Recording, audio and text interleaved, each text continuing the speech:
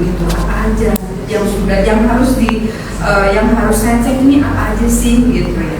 Yang pertama apa Bu? Ibu nanti datang ke puskesmas, itu nanti akan dicek semua kesuburan baik ibu maupun bapak ya. Pertama ibu nanti kalau datang ke puskesmas pasti akan diukur tekanan darah. Kenapa harus tekanan darah? Yang tahu kalau tekanan darah dites khususnya untuk para ibu itu kan diusahakan tidak terjadi hipertensi ya. Kalau terjadi hipertensi dan ketahuan ketika tes kesehatan, oh iya ini tensinya ini agak tinggi sama oh iya tensinya 160 atau 170 gitu ya ketika ibu datang ke kita. Terus ini saya harus ngapain buat ibu? Paling enggak minimal harus berobat untuk tekanan darahnya ya, berobat dulu. Kenapa saya bilang gitu? Karena apa? Ketika ibu hamil, nanti itu kan tidak boleh terjadi apa? Hipertensi. Makanya sebelum terjadi kehamilan harus diperbaiki dulu nih tensinya supaya tidak mengalami keracunan dalam kehamilan. Keracunan dalam kehamilan itu apa? Salah satunya adalah tekanan darah tinggi. Itu yang tidak boleh terjadi pada ibu-ibu hamil. Karena apa? Kalau kita ngomong masalah stunting, ngomong masalah kematian ibu, yang tertinggi sekarang adalah kematian ibu disebabkan karena apa? Hipertensi, karena perdarahan, karena eklamsi. Nah, eklamsi itu kan terjadi sebab-musababnya dari mana? Dari hipertensinya itu. Makanya supaya tidak terjadi seperti itu, ibu harus dicek. Pertanyaannya saya, semuanya sudah pada tes kesehatan? Sudah ya? Sudah ditensi? Sudah diberikan obat penambah darah? Sudah. Rata-ratanya di mana ibu tes kesehatannya? Belum ya? Iya, itu ya harus ya. Nah, kemudian diukur apa lagi? Kenapa sih harus diukur tinggi badan? Tinggi badan itu supaya apa? Supaya saya tahu bahwa kehamilan saya itu nanti gimana sih nutrisinya. Cukup apa enggak tinggi badan dengan lingkar lengan atas. Itu adalah untuk mengetahui apakah diri saya kekurangan energi kronik. Itu sebab daripada stunting gitu. Karena apa? Karena ibunya kurang nutrisi. Kalau ibunya kurang nutrisi, buat diri ibu aja kurang, gimana buat bayinya. Jadi ketika ibu hamil itu kan bukan untuk diri ibu ya, tapi untuk dua orang, untuk diri ibu sendiri dan untuk bayi gitu. Jadi harus nutrisinya harus dibagi dua. Kalau dari awal sebelum menjelang ibu pernikahannya juga gimana nanti mengejar pas waktu ibu hamil, pasti akan kesusahan. Nah gitu, makanya harus diperbaiki nih dari calon pengantin gitu. Harus benar-benar ibu perhatikan kesehatannya khususnya untuk ibu ya, khususnya untuk ibu. Jadi bapak, kenapa bapak juga harus dicek? Karena apa? Karena nanti itu akan mempengaruhi kayak gini. Nanti kan ada tes darah. Tes darah itu kan ada dicek yang namanya triple eliminasi. Triple eliminasi itu apa aja? HIV, HBsAg, sama sifilis. Nah, kalau dari tiga ini ada yang positif, otomatis harus diobatin dulu, baik ibunya ataupun bapaknya. Kalau yang salah satu nih mau nikah, ternyata sifilisnya positif. Sifilis itu terjadi karena apa? Sifilis itu virus yang sangat eksklusif, dia virus yang sangat mahal. Kayak HIV, sifilis itu tidak bisa semena-mena nemplok kayak TBC, nemplok kayak influenza, enggak seperti itu. Dia murni karena hubungan seks.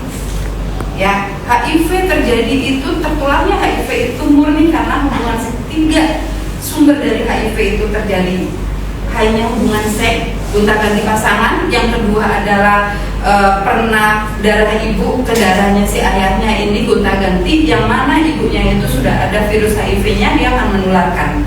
Ya, terus yang kedua ibu kasih, ibu memberikan ASI, itu aja. Ciuman tidak, gitu kan? Gesekan tidak, bekas makannya tidak akan terjadi itu HIV akan terjadi atau dia akan menularkan, tidak. Jadi hanya tiga itu proses terjadinya HIV itu, cuma tiga tadi itu. Kenapa bisa terjadi sama saya? Berarti harus 5 tahun yang akan 5 tahun yang lalu, berarti gimana pola hidup saya itu? Karena proses untuk terjadi HIV itu ada namanya proses masuk dulu, ada namanya window period dulu, baru terjadi HIV. 5 tahun dia berjalan. Kemudian kalau tidak diobati akan menjadi itu. Jadi HIV sama AIDS beda ya. HIV sendiri, AIDS sendiri. Gitu. Jadi makanya saya itu wanti-wanti pada pasangan calon pengantin untuk segera tes kesehatan karena akan memperbaiki dulu nih untuk ibu dan bapaknya. Gitu. Ketika sudah sehat, pasti akan keturunannya itu akan sehat. Gitu. Nah, yang tadi saya bilang triple eliminasi itu penting supaya ketika terjadi salah satu ini yang positif, itu harus diobatin dulu. Ada obatnya, tidak sembuh, paling nggak minimal ada obatnya, dia bertahan hidup. Gitu. Kalau selama sudah nih, saya udah mau nikah nih seminggu, tapi saya HIV-nya positif, ya, HIV saya positif nih, berarti saya apa yang harus saya lakukan? Saya nggak akan jadi nikah gitu soalnya, nggak mungkin kan Bu, undangan sudah menyebar, semuanya sudah tahu gitu ya.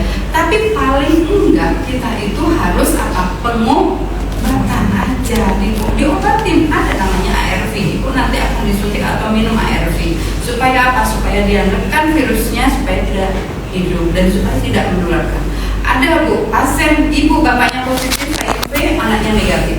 Itu karena apa? Karena disiplin kedua belah pihak ini disiplin, minum obat ARV-nya disiplin, akhirnya apa? Dia tidak menurunkan ke anaknya. Gitu. Makanya yang tadi saya bilang sama ibu dan bapak bahwa ketika terjadi salah satu ini positif, paling nggak minimal itu adalah pengobatan dulu. Gitu. Kalau udah pengobatan, insya Allah nanti akan direncanakan kapan harus hamil. Gitu ya. Nah, dari sini ada pertanyaan ibu. Kalau ada, mumpung di sini.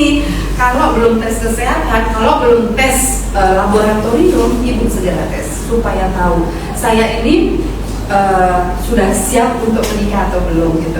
Nikah boleh, persiapan sudah semuanya gitu. Tapi paling enggak siap diri. Siap diri itu apa? Salah satunya adalah tes kesehatan untuk diri. Karena kita itu nikah itu jangka panjang, bukan jangka pendek. Kalau jangka panjang kan otomatis kita dari awal sudah harus mempersiapkan matang-matang ya, baik finansial maupun kesehatan kita. Kesehatan bapaknya, kesehatan ibunya. Karena apa? Karena tujuan pertama nikah adalah untuk mendapatkan keturunan yang baik, sehat, berakhlak mulia. Nah, dari situlah kita itu harus mempersiapkan dari awal, dari kita itu menjadi calon pengantin. Makanya saya masuk dari dinas kesehatan itu masuk untuk memberikan edukasi kepada calon pengantin itu supaya apa? Supaya di tahun 2025 ini kita bebas yang namanya stunting gitu.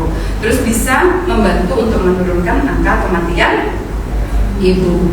Karena angka kematian ibu itu sekarang bukan di usia tua Bu, bukan di usia 40-an ke atas, di usia produktif dan anak satu. Ya, karena apa? Edukasinya yang kurang sampai gitu kan. Sekarang kematian ibu, rata-rata ibu coba baca di Google juga ada ya informasi itu. Rata-rata usia berapa? Usia 27, anak pertama, 31 anak pertama. Karena apa? Karena tidak disiplin untuk minum penambah darah. Kalau tidak disiplin minum penambah darah, berarti apa efeknya? HB-nya kurang. Ketika HB-nya kurang, pas waktu persalinan apa yang terjadi? Perdarahan. Karena apa?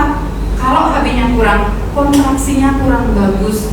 Yang dibutuhkan ibu bersalin adalah HB-nya itu bagus supaya apa? Supaya dia bisa ngerem. Rahimnya ibu kan habis gede, keluar bayinya, otomatis kan dia menciut lagi kan rahimnya. Nah itu supaya apa? Nah seperti ini, supaya rahimnya itu bisa bekerja secara maksimal. Dengan cara apa? Dia kayak meres gitu loh. Jadi dia dari membesar kemudian dia kecil. Nah gitu supaya apa? Itu tadi untuk pencegahan supaya tidak terjadi perdarahan. Kalau lembek Bu pasti akan ngucur, ya kan? Kalau lembek nih nggak ada remnya, rahim ibu nggak ada remnya karena HB-nya kurang, terus ngucur. Kalau ngucur HB-nya ibu apa? Kurang kan? Kalau kurang, kalau HB-nya kurang apa? Shock, ya kan? Kalau udah shock, udah nggak ketolong, gitu ya. Jadi diusahakan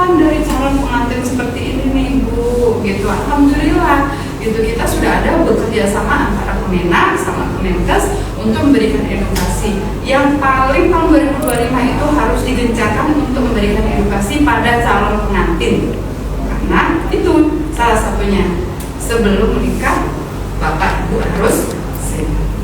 Cukup? Oke, mudah-mudahan sedikit tapi bermanfaat untuk Ibu Bapak ya. Kalau Ibu kurang paham atau pengen lagi